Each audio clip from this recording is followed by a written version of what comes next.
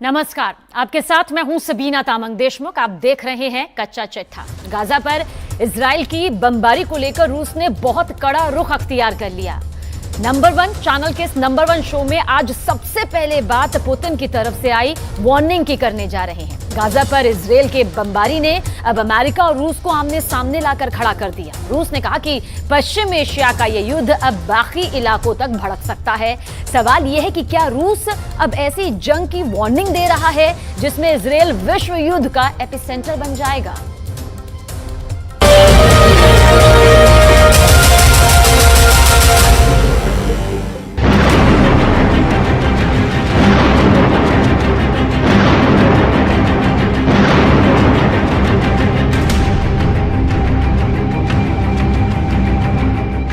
एक तरफ गाजा में बमबारी चल रही है, इजराइल का युद्ध गाजा को पूरी तरह तबाह करने जा रहा है। दूसरी तरफ इजराइल पर हमला करने के लिए लेबनान, सीरिया और ईरान की फौज तैयार बैठी है।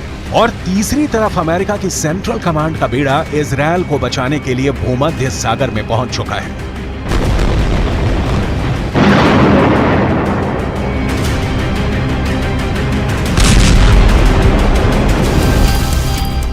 ये अमेरिका का सबसे खतरनाक बेड़ा माना जाता है।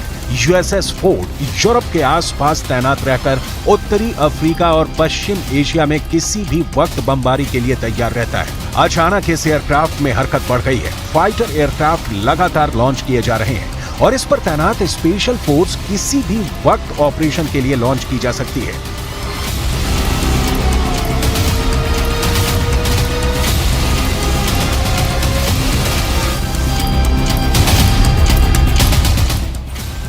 गाजा में हालात बहुत नाजुक हैं।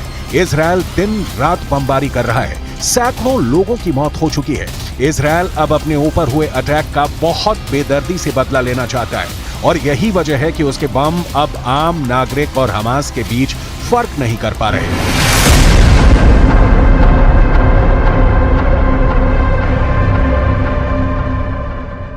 इस वक्त गाजा में जितनी भी इमारतें इजराइल की बमबारी में ढहती जा रही हैं, वहां मलबे से बच्चों और बूढ़ों की लाशें निकाली जा रही हैं। ऐसी हर तस्वीर को देखकर फिलिस्तीन का समर्थन करने वाले देशों में गुस्सा उबाल खा रहा है।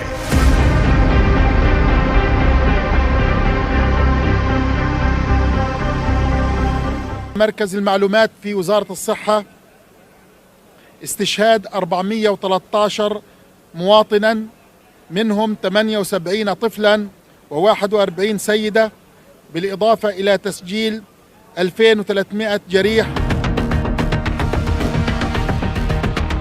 सवाल है कि आगे क्या होगा, तो इसका जवाब है जितनी मौत होगी गुस्सा दोनों तरफ उतना बढ़ता जाएगा। पहले ही पूरी दुनिया में कोहराम मचा हुआ है। दुनिया भर में गाजा को बचाने के लिए प्रदर्शन हो रहे हैं। ये बगदाद है और यहाँ लोग हजारों की तादाद में सड़कों पर निकलकर प्रदर्शन कर रहे हैं। इजराइल के साथ साथ अमेरिका के खिलाफ भी नारेबाजी हो रही है।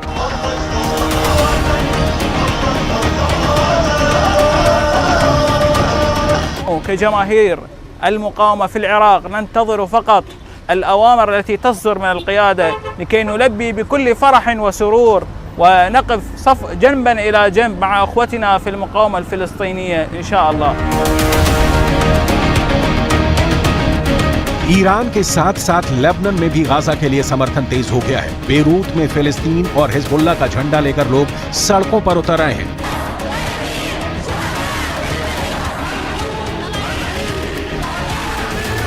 عنا قضية جايين ندعم إخواننا المقاومين بفلسطين المحتلة، وعنا رسالة جدا هامة للمطبعين الصهاينة وعلى رأسهم يزيد العصر محمد بن سلمان لعنة الله عليه. هيدا اللي بده يبيع القضية الفلسطينية وبده يبيع دم الشهداء.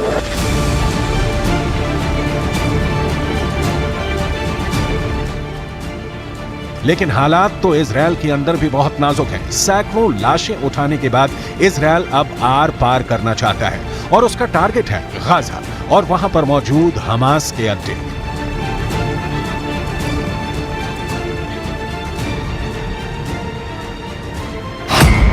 लेकिन इजराइल को तीन तरफ से बहुत बड़े युद्ध की धमकी आ चुकी है। लेबनान की मिलिशिया हिजबुल्लाह ने कहा है कि वो इजराइल पर हमले के लिए तैयार है। इराक में ईरान के समर्थन वाला मिलिशिया भी इजराइल को वार्निंग दे चुका है। सीरिया ने अंजाम भुगतने को कहा है, तो वहीं मिस्र से लेकर सऊदी अरब और कतर से लेकर तुर्की तक गाजा को बचाने के लिए वहां की सरकारों पर दबाव बढ़ने लगा है। ऐसे में बाइडेन ने नेतन्याहू को फोन करके कहा है कि अमेरिका इजरायल के साथ है। इसके बाद अमेरिका का सबसे बड़ा बेड़ा पूर्वी भूमध्य सागर की तरफ रवाना कर दिया गया। अमेरिका का ये बेड़ा अपने आप में किसी बड़ी नौसेना के बराबर है और इससे निपटना कई देशों के लिए मुश्किल हो जाएगा। यही मैसेज देने के लिए अमेरिका ने अपने सबसे बड़ी फायर पावर इजरायल के करीब तैनात करने का फैसला किया।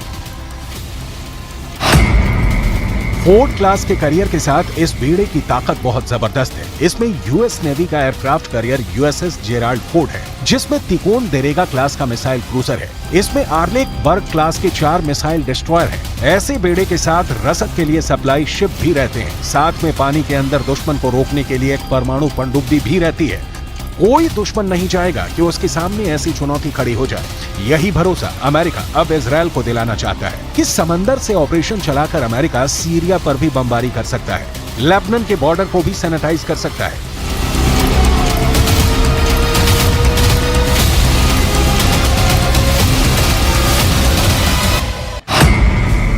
इस वक्त ये कैरियर इजरायल के गाजा के पश्चिम में भूमध्य सागर में तैनात रहेगा और वहीं से ऑपरेशन चलाएगा। उसकी रेंज में लेबनान भी होगा, सीरिया भी होगा, तुर्की भी होगा और मिस्र के आसपास का इलाका भी होगा। यहीं से ये इजरायल के एयर स्पेस को सुरक्षित रखेगा और हमला भी कर सकता है।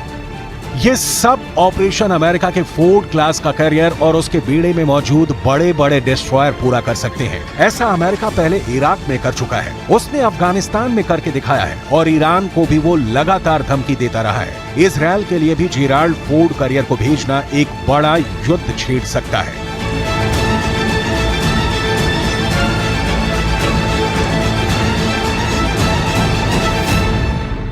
के सबसे बड़े एयरक्राफ्ट कैरियर की ये किसी और देश के पास नहीं बल्कि खुद अमेरिका के पास है, जिसकी वजह से जो अमेरिकी दुश्मन है वो लगातार थर्राते रहते हैं। अमेरिका का फोर्ड क्लास कैरियर दुनिया का सबसे बड़ा एयरक्राफ्ट कैरियर है और इसे CVN-78 भी कहते हैं और ये कैरियर 1 लाख टन का डिस्प्लेसमेंट पैदा करता है।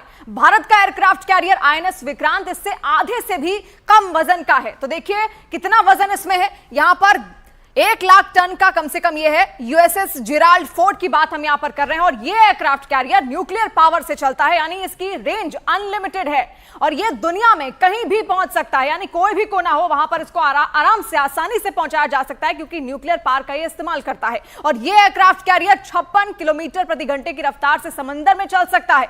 ये एक कैरियर की बहुत अच्छी रफ्तार कही जाएगी, बहुत बढ़िया रफ्तार मानी जाएगी, यानी कहीं पर भी ये 56 किलोमीटर प्रति घंटे की रफ्तार से आसानी से पहुंच सकता है। और इस कैरियर पर करीब 3000 नौसैनिक तैनात किए जा सकते हैं, यानी कि दुश्मनों के लिए भी ये एक बड़ा टारगेट बन सकता है। और इसकी अगर आगे की बात की जाए, जो टेक्नोलॉजी का इस्तेमाल इसमें किया जा रहा है, इस एयरक्राफ्ट कैरियर पर 90 विमान और हेलीकॉप्टर तैनात यहां पर किए जा सकते हैं, यानी कि जो सैनिक है उनको तो यहां पर तैनात किया ही जा सकता है। इसके अलावा 90 विमान और इसके अंदर हेलीकॉप्टर भी तैनात किए जा सकते हैं और इनमें 75 तो सिर्फ लड़ाकू विमान है। और अभी इस एयरक्राफ्ट कैरियर पर सुपर हॉर्नेट विमान तैनात है और इस पर से F-35 स्टेल्थ फाइटर भी ऑपरेट कर सकते हैं और उनको पूरी तरह तैनात करने की तैयारी की जा रही है। यानी आप समझ सकते हैं कि आखिर किस टेक्नोलॉजी से ये लैस है और कैसे सुपर हॉर्नेट और F-35 लड़ाकू विमान जो है वो भी इसके अंदर तैनात किए जा सकते हैं और साथ साथ इसकी रफ्तार भी कहीं ज्यादा है। अमेरिका ने इजराइल के आसपास यूरोप और बाकी ठिकानों के आसपास फाइटर जेट तैनाती बढ़ाने का फैसला किया है ताकि इजराइल पर कोई हवाई हमला न कर सके। इसके लिए अमेरिका ने पूरा जोर लगा दिया है और इजराइल के हवाई अड्डे पहले से ही एक्टिव है। अमेरिका के वायुसेना से इजराइल को अब एक नई ताकत मिलेगी। इसके लिए A-10 थंडरबोल्ट विमान भी है जो नीचे उड़ते हुए टैंकों के पूरे दस्तों को खत्म कर सकता है। इस विमान को फ्लाइंग टैंक भी कहते हैं, जिस पर छोटे हथियारों की गोलीबारी का फर्क नहीं पड़ता। इसके अलावा अमेरिका के F-15 से लेकर F-16 लड़ाकू विमान भी हैं। लेकिन असली ताकत जो अमेरिका ने इजरायल को बचाने के लिए उतारी है वो है F-35 फाइटर जेट। ये वो फाइटर जेट है जो इजरायल के पास भी है, लेकिन अभी उनकी तादाद सिर्फ 40 है। लिहाजा मल्टी फ्रंट के लिए इजरायल की वायुसेना को ऐसे बहुत से विमानों की जरूरत पड़ सकती है, जिसकी भरपाई अमेरिका की मदद से पूरी होगी। F-35 का करीब रहना इजरायल के दुश्मनों को दूर रखने में मदद जरूर करेगा।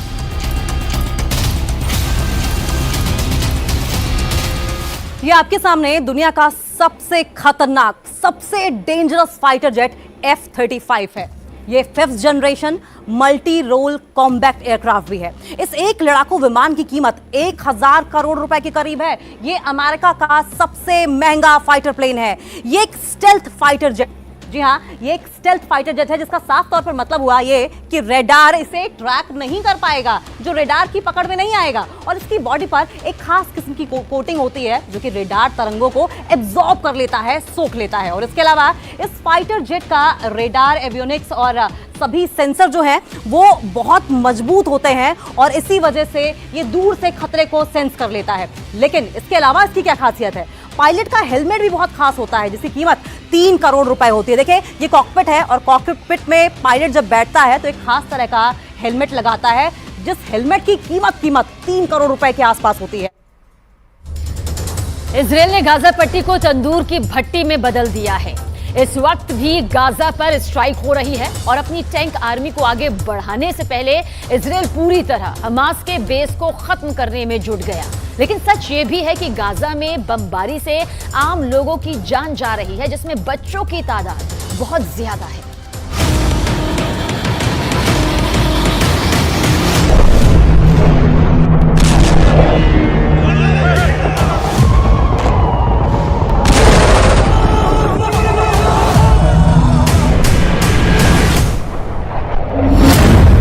गाजा पट्टी को इजरायल ने आग की भट्टी बना दिया है।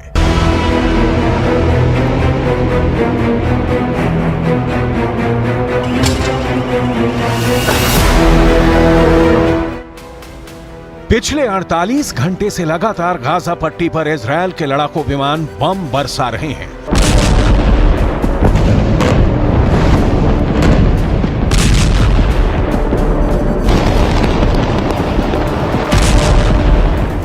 गाजा पट्टी के अंदर से लगातार धुआं और आग उठती देखी जा रही है।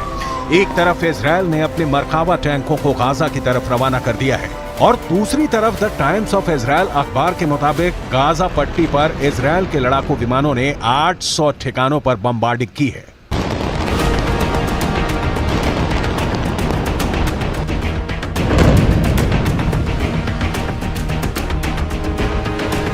इन हमलों के बाद पूरी गाजा पट्टी के अंदर चीख पुकार मची हुई है। जो खबरें गाजा पट्टी के अंदर से आ रही हैं, वो दिल दहला देने वाली हैं। गाजा पट्टी से आए वीडियो ये दिखा रहे हैं कि वहां पर बड़े पैमाने पर लोग मारे जा रहे हैं। हमास की सरकार का दावा है कि गाजा पट्टी के अंदर बच्चों की मौत भी हो रही है।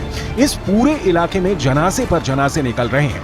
लोगों के पास वक्त ही नहीं है सोचने का कि वो आखिर करें तो क्या करें, क्योंकि एक धमाका होता है, इमारत गिरती है और फिर भगदड़ के साथ ही रेस्क्यू ऑपरेशन शुरू हो जाता है और फिर जनाजे उठने लगते हैं। पूरे गाजा के अंदर इस वक्त यही मंजर नजर आ रहा है।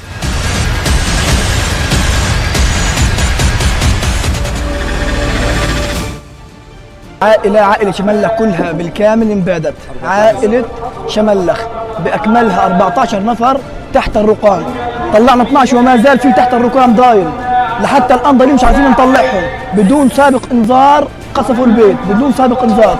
لا قالوا اخلوا لا قالوا اطلعوا ولا شيء. ما فجأة اللي سمعنا صوت القصف وصرنا نجري على الدار. لقيناها كلها زي ما هي الدار. ये इजरायल के प्रधानमंत्री का वो गुस्सा है जो गाजा पट्टी के लोगों पर कहर बनकर टूट रहा है।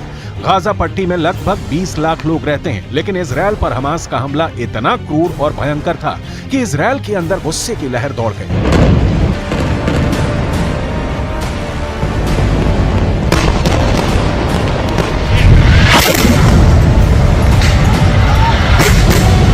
जिस तरह हमास ने हमला करके इजरायल के निहत्थे नागरिकों को भून डाला और महिलाओं, बुजुर्गों और इजरायल के सैनिकों को कैद कर गाजा पट्टी ले गए, अब इजरायल ने भी बेरहम हमला लेना शुरू कर दिया है। बेंयामिन नेतन्याहू खुद इस पूरे हमले का नेतृत्व कर रहे हैं। रविवार के दिन नेतन्याहू की 2 तस्वीरें सामने आई हैं, जिसमें यह नजर आया कि नेतन्याहू इजरायल की एयरफोर्स के दफ्तर के अंदर मौजूद हैं और गाजा पट्टी के अंदर हो रही बमबार्डिंग पर पूरी नजर और निगाह रखे हुए हैं। गाजा पट्टी के अंदर अब मानवाधिकारों का उल्लंघन बहुत बड़े पैमाने पर हो रहा है, लेकिन इजरायल डिफेंस फोर्स पहले ही ये कह चुकी है कि ये जंग हमास ने शुरू की है, इसलिए गाजा के अंदर गिर रही हर लाशों का जिम्मेदार हमास है।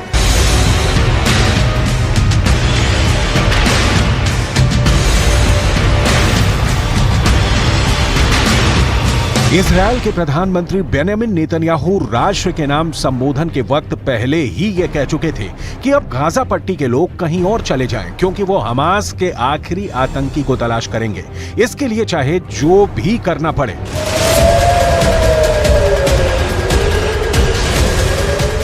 מה שקרה היום לא נראה בישראל, ואני אדאג שזה לא יקרה יותר. הממשלה כולה מתייצבת מאחורי ההחלטה הזאת. צה"ל יפעיל מיד את כל עוצמתו כדי להשמיד את יכולות חמאס. נכה בהם עד חורמה וננקום בעוצמה על היום השחור הזה שהם עוללו למדינת ישראל ולאזרחיה. लेकिन जहां पर 20 लाख की घनी आबादी हो और जो जगह पूरी तरह से नाकाबंदी में घिरी हो, जहां से बाहर निकलने के भी सिर्फ 2 दरवाजे हों और वो भी टोल गेट जैसे, ऐसे दुनिया के बड़े कैद खाने से निकलकर भाग पाना कोई हंसी खेल नहीं है। दुनिया गाजा पट्टी को एक खुली हवा वाला कैद खाना कहती है। गाजा पट्टी सिनाई प्रायद्वीप के उत्तर पूर्व में भूमध्य सागर के साथ 363 वर्ग किलोमीटर में फैला हुआ क्षेत्र है। गाजा पट्टी का वो बॉर्डर जो इजराइल से मिलता है, वो बार्ब वायर और इलेक्ट्रॉनिक सर्विलांस के जरिए सुरक्षित एक अभेद्य सीमा की तरह नजर आता है। गाजा से बाहर निकलने के लिए 2 गेट हैं। पहला गेट इजराइल की तरफ खुलता है और गाजा का दूसरा गेट इजिप्ट के सिनाई प्रायद्वीप की तरफ खुलता है, जहां पर इजराइल का नियंत्रण ज्यादा है और इजिप्ट का कम।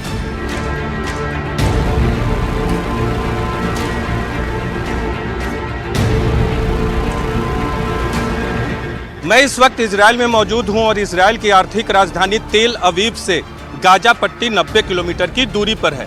गाजा पट्टी से ही हमास की तरफ से इजराइल पर रॉकेट्स और मिसाइल दागे गए। गाजा पट्टी दुनिया के सबसे घनी इंसानी आबादी वाले इलाकों में से एक है, जहां सिर्फ 1 किलोमीटर के दायरे में 5,500 लोग रहते हैं। यहाँ पर बिजली, पानी और खाने पीने के सामान की सप्लाई इन्हीं गेट से होती है।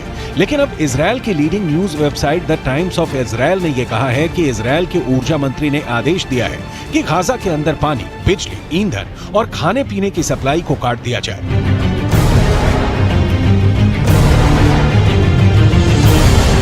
ऐसी स्थिति में यहां रहने वाले 20 लाख लोगों के लिए जीवन का बहुत संकट हो जाएगा। अगर देखा जाए तो इजराइल ने गाजा के 20 लाख लोगों को नाकाबंदी करके घेर लिया है। अनुमान है कि गाजा के अंदर 14,44,000 लोग शरणार्थी कैंप्स में रहते हैं। संयुक्त राष्ट्र के मुताबिक गाजा की 65% से अधिक आबादी गरीबी रेखा के नीचे रहती है। गाजा में 50% लोगों की उम्र 19 साल से कम है। गाजा की 3/4 भूमि खेती योग्य है। 16 साल की नाकेबंदी की वजह से गाजा के अंदर बेरोजगारी की दर 40% तक है। गाजा के अंदर रहने वाले फिलिस्तीनियों का 10वां हिस्सा सामान्य परिस्थितियों में छोटी मोटी नौकरियां करने के लिए हर दिन इजराइल की यात्रा करता है, जहां उन्हें रात भर रुकने की अनुमति नहीं है। 1948 में इजराइल के निर्माण के बाद अगले 2 दशकों तक गाजा पट्टी पर मिस्र का कब्जा रहा, लेकिन 1967 में इजराइल का 6 डे वॉर में अपने अरब पड़ोसियों पर जीत के बाद अगले 38 सालों तक गाजा पट्टी पर इजराइल ने अपना नियंत्रण बनाए रखा। अपने नियंत्रण के दौरान इजराइल ने गाजा पट्टी के अंदर भी 21 यहूदी बस्तियों का निर्माण किया था, लेकिन साल 2005 में अंतर्राष्ट्रीय और घरेलू दबाव के तहत इजराइल ने गाजा से लगभग 9,000 इजरायली निवासियों और अपनी आर्मी को गाजा पट्टी से वापस बुला लिया था, जिससे इस इलाके पर फिलिस्तीन का राज हो गया। लेकिन धीरे धीरे ये पूरा इलाका हमास का गढ़ बन गया। हमास ने अब इजराइल पर बहुत क्रूर हमला किया है, जिसके बाद यहाँ इजराइल के हमलों में बड़ी संख्या में फिलिस्तीनी भी मारे जा रहे हैं।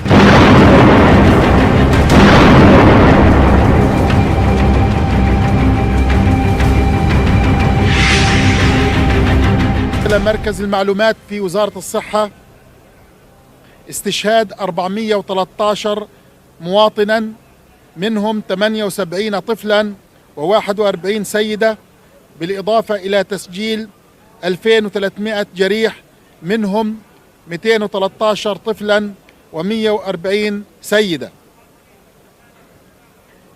كما رصد مركز المعلومات في وزارة الصحة الانتهاكات الإسرائيلية بحق عوائلنا. दरअसल इजराइल गाजा पर इतने भीषण हवाई हमले इसलिए कर रहा है क्योंकि वो पूरी तरह से हमास की ताकत को खत्म करना चाहता है। क्योंकि अगर इजराइल गाजा के अंदर अपने टैंक ले जाता है तो फिर ये जरूरी है कि अपने टैंकों को बचाने के लिए पहले गाजा पट्टी के सारे हमास के ठिकाने नष्ट किए जाएं, क्योंकि हमास के पास एंटी टैंक मिसाइल भी हो सकते हैं जिसकी वजह से इजराइल के टैंकों को बड़ा खतरा भी हो सकता है।